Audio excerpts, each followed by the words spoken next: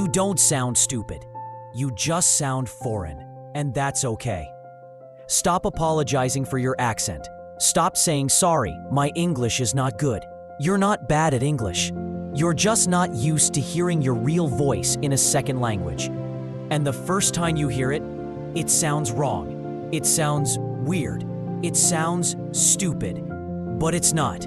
It's foreign. It's human. It's what happens when you speak bravely. Fluent speakers, they sound off too, at first, but they don't let it stop them. If you want to sound native, you have to go through the foreign, not around it. Your accent doesn't make you stupid. Your silence does.